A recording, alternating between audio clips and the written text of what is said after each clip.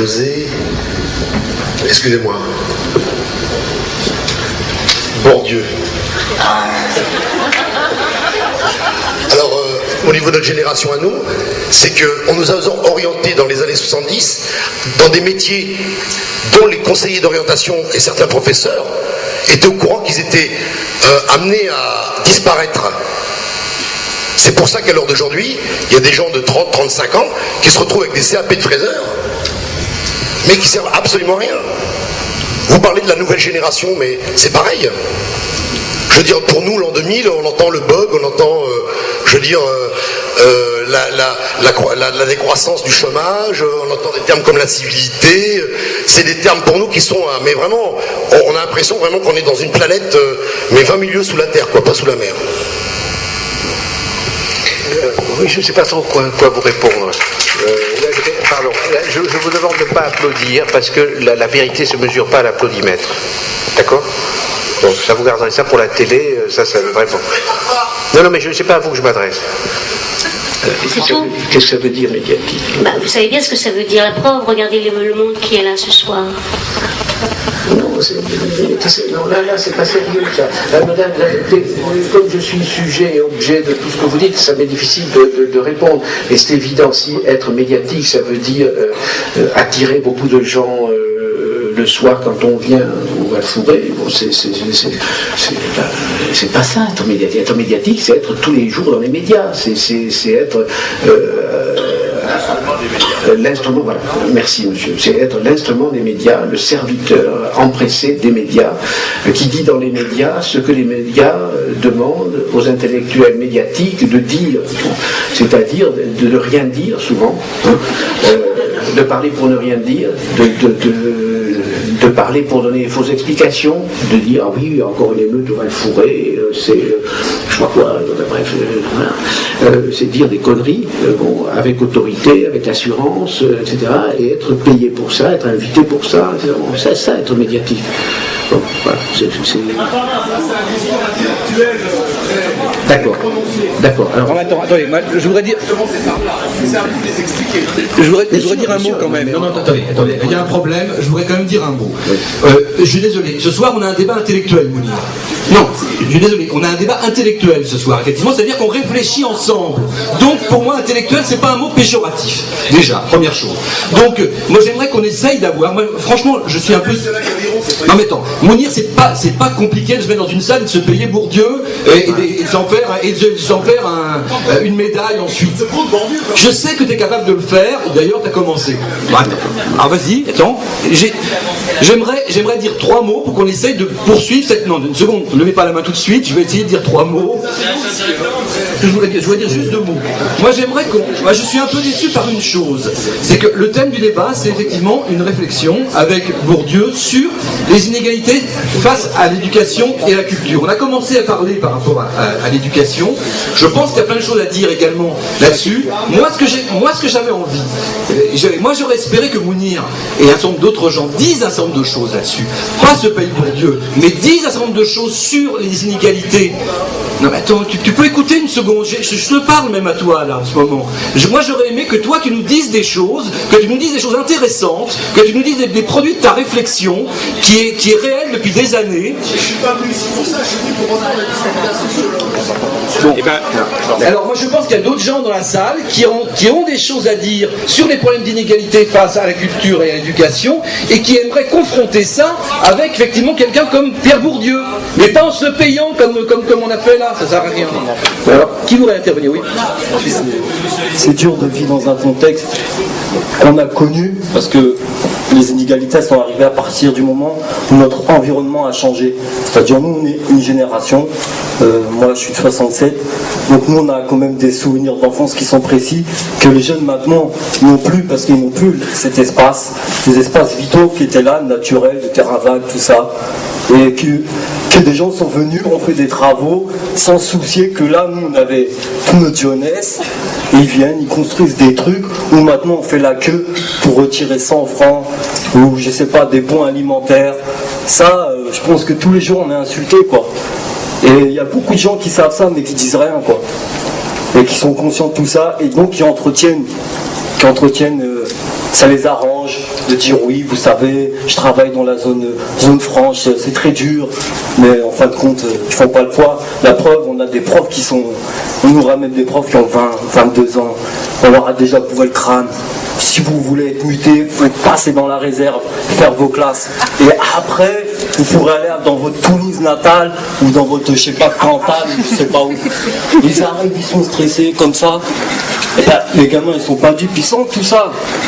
On demande des lieux culturels, on nous répond par un grand hôtel de police avec des statues, soi-disant, pour dire qu'eux aussi sont dans la culture. Mais si vous enlevez ces statues, là, vous savez pas ce que vous allez voir. Vous allez voir que l'hôtel de police et l'agressivité qu'il représente. Je sais pas, non. Vraiment, il y a des gens qui entretiennent vraiment notre décalage. Ça sert à rien. Bourdieu, il est là. Bon, lui, il peut parler de Seattle et puis, paf, il revient là. Nous, qu'est-ce qu'on connaît de Seattle? Les gens, ils souffrent pour comprendre l'euro. Paf, on leur envoie l'an 2000. L'an 2000, qu'est-ce que ça va nous ramener? Franchement, qu'est-ce que ça va nous ramener? On nous ramène des marchés, tout est à 10 francs. On nous ramène des sandwichs, tout est à 10 francs. Vous valez 10 francs. On est une consommation bradée. On nous brade tout le temps, quoi.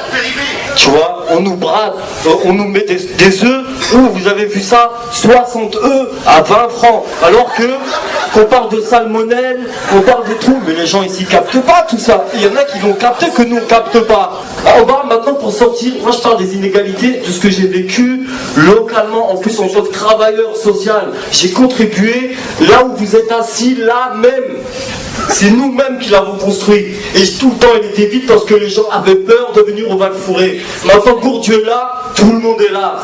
Donc je dis que les inégalités, et d'ailleurs, c'est pas une coïncidence. Nous, les banlieues, de toute façon, c'est dur à dire, on est une richesse.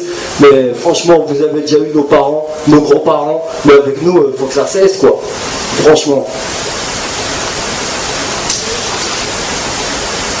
Parce que là, on a tout subi, tout, les bavures, les avocats d'office. Nous, on n'a que des avocats d'office, on est grillés d'office. Voilà, direct. Alors on nous montre que Papon, lui, il a niqué des gens, excusez-moi l'expression. Comment ça encore, faut encore lutter pour lui. Comment voulez-vous, nous, qu'on croit à quelque chose? Vous voyez? Nous, on dit que maintenant que la justice, elle assure que la paix de nos gardiens, quoi. Et c'est vrai, combien de bavures, que des coïncidences.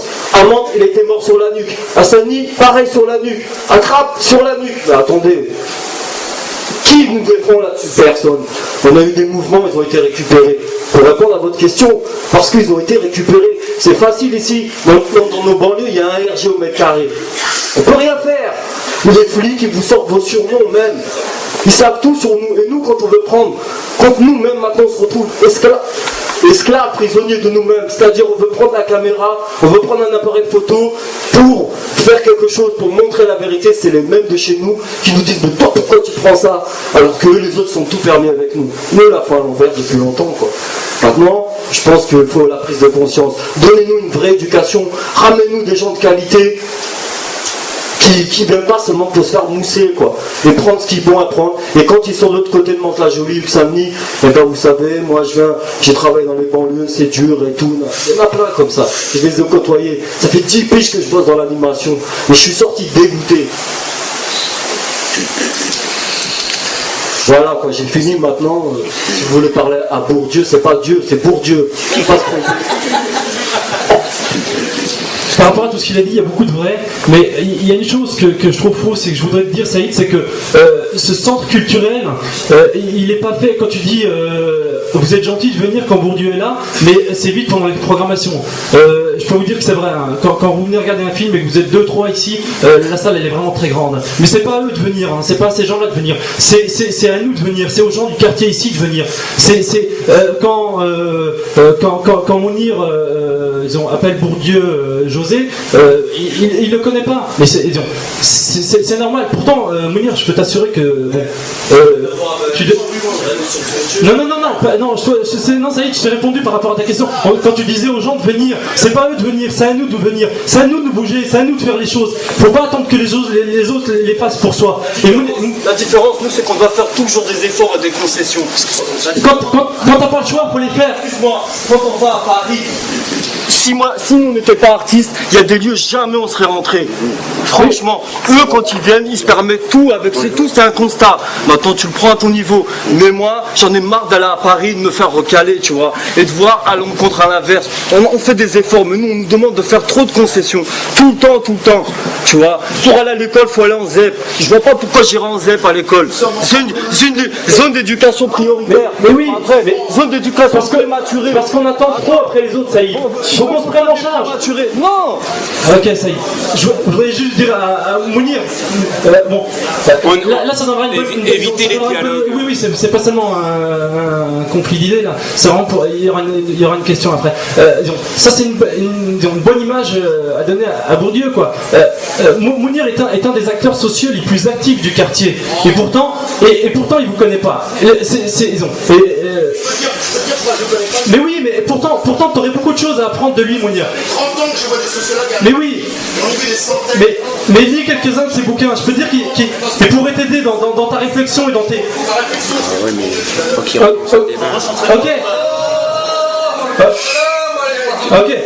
Bon, pour continuer et pour poser une question.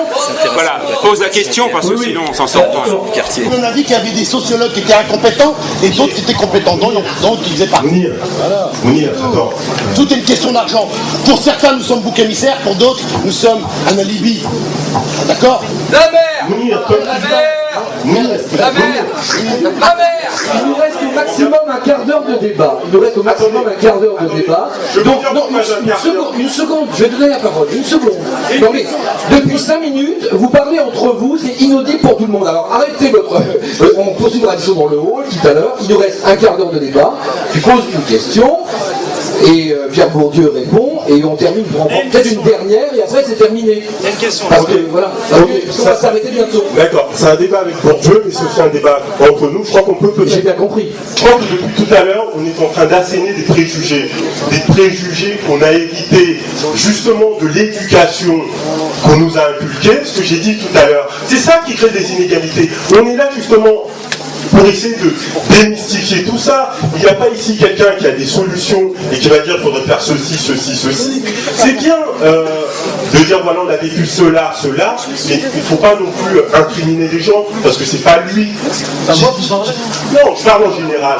Ça incrimine personne de la constat, j'aimerais bien un peu qu'il me réponde, s'il te plaît.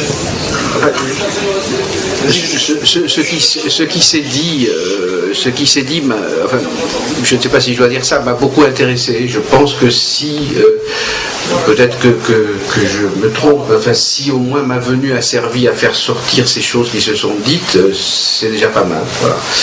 Et alors je ne sais pas si j'ai été l'occasion, le déclencheur, etc. Mais enfin, en tout cas, je suis très content d'avoir entendu un certain nombre de choses. Qui sont à la fois très contradictoires les unes avec les autres, très conflictuelles entre elles, et pourtant toutes intéressantes et toutes importantes. Moi, c'est ça que j'ai entendu. En particulier ce qu'a dit Saïd, bon, il y a énormément de vrai. Ça lui a été dit par un autre. Bon, il y a beaucoup de vrai dans ce qu'il a dit. Quand il dit, comment dire, enfin, en gros, c'est toujours dissymétrique, quoi. C'est toujours à nous de faire des concessions. Il y a des choses, à mon avis, très très importantes.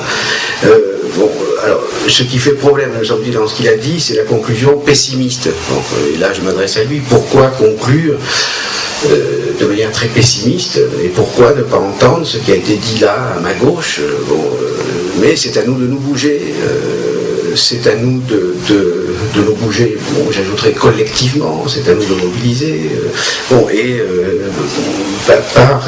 peut-être qu'il faut faire des concessions entre nous pour avoir moins de concessions à faire à ceux qu'il faut combattre. Bon, alors c'est pas du tout pour prêcher la fraternité à tout prix. Bon, il y a des conflits partout, il y en a ici, et bon, je pense que ces conflits sont en partie l'expression ou la conséquence de l'oppression que les gens qui ont parlé subissent. Et qui, bon,